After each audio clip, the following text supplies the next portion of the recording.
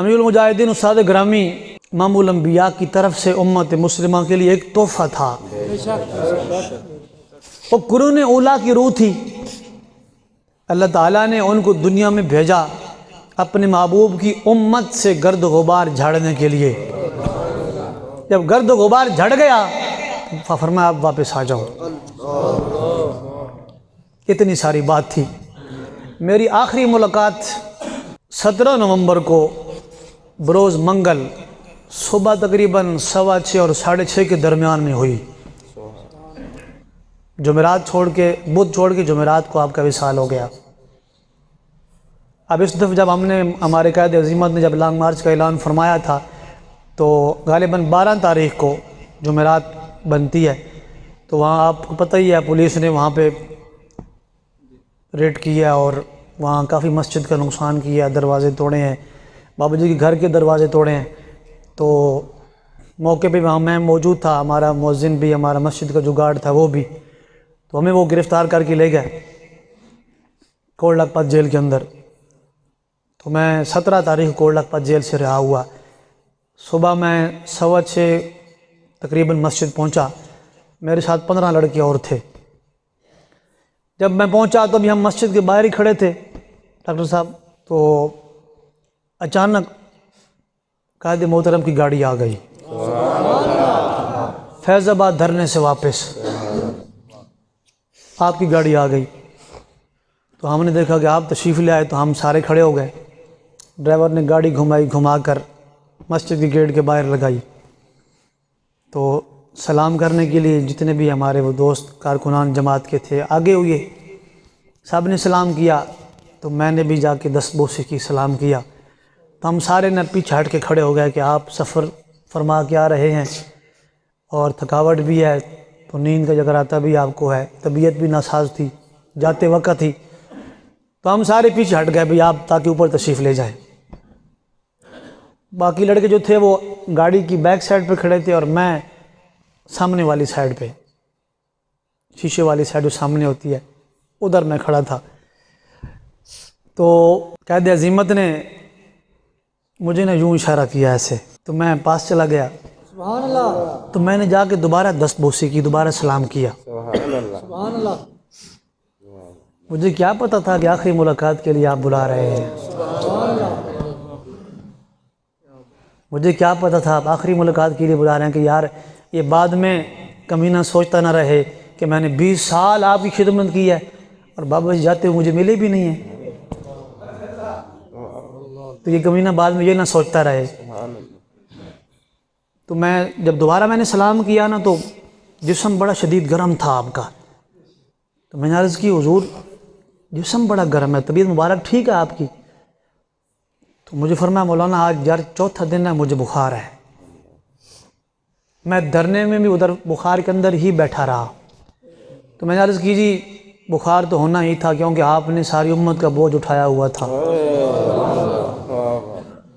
بخار تو ہونا ہی تھا۔ کون نکلا ہے؟ آپ نے وہاں کراچی فرمایا تھا اگر کوئی مجھ سے پہلے چلا جائے گا، 15 سے پہلے کوئی جاتا تو ہم اس سے آگے ہوں گے، اس کے ساتھ ہوں گے حضور کی عزت کے لیے۔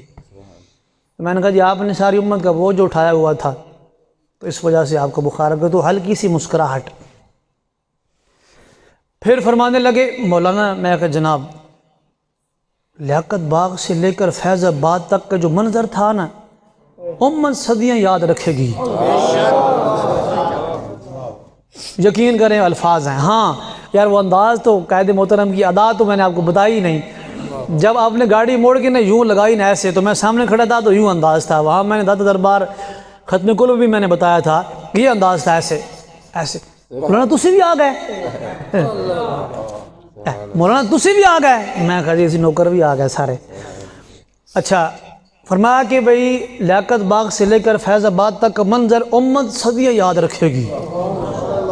حضور کے غلاموں نے فرمایا کمال کر دیا اس دفعہ تو۔ سبحان اللہ۔ اچھا آپ کے جو ساتھ وہ خدمت گزار تھے انہوں نے نا اشارہ کیا کہ یار استاد صاحب نے آرام کرنا ہے، تو مجھے اشارہ کیا کہ مولانا یار تھوڑا پیچھے ہٹ جاؤ تاکہ استاد صاحب جا کے لیٹ جاؤں، سفر کر کے آ رہے ہیں، جگراتا بھی ہے، طبیعت ٹھیک نہیں ہے۔ تو میں نے کوشش کی پیچھے ہٹنے کی نا، آپ کا دل مبارک نہیں تھا. میں نے یہ بھی عرض کی, میں نے کہا جی آپ کی طبیعت مبارکہ ٹھیک نہیں ہے تو آپ آرام فرمائیں جی. فرمانے لگے نہیں مولانا, مالکہ نے ہن کام لے لیا, ہن طبیعت ٹھیک ہے, ہن طبیعت ٹھیک ہے. حالانکہ اس وقت بھی 102 بخار تھا, ہن طبیعت ٹھیک ہے. پھر جیل کے بارے میں مجھ سے پوچھنا شروع کر دیا, کتنے لڑکے سی کیویں پھڑ کے لے گئے ہیں جی. پھر اتنے تکڑے رہے سارے منڈے. میں کہا جی ہر نماز تو بعد محفل کر دی سی تے پوری کوٹ لگ پا جیل میں سی نہ لبیک دے نعرے سنا کے آئے ہیں. تقریباً 5 یا 6 منٹ وہاں میری آخری ملاقات ہوئی.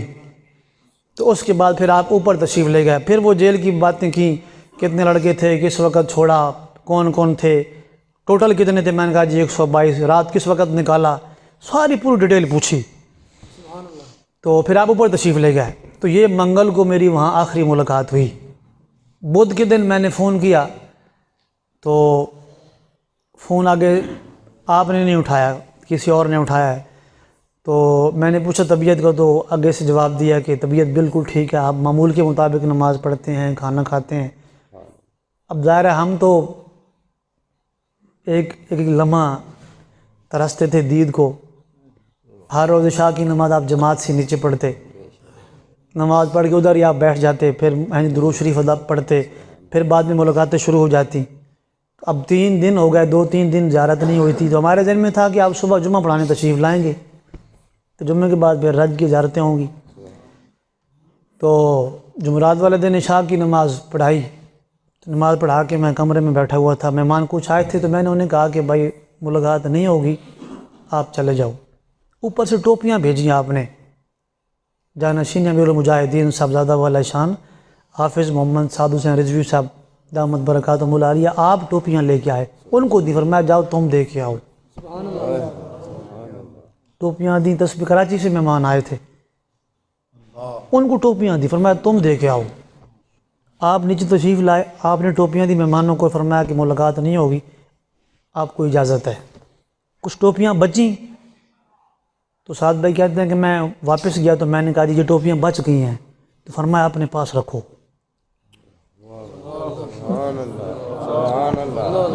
اشارے تو سارے کرتے جاتے تھے, ہم سمجھتے نہیں تھے. فرماتے مجھے پہلے یہ کبھی بھی نہیں فرمایا, ہم بھی یہ نہیں فرمایا. ٹوپیاں ہم تقسیم کرتے تھے, مہمانوں کو دیتے تھے. سعد بھائی کہتے ہیں مجھے فرمایا کہ ٹوپیاں اپنے پاس رکھو.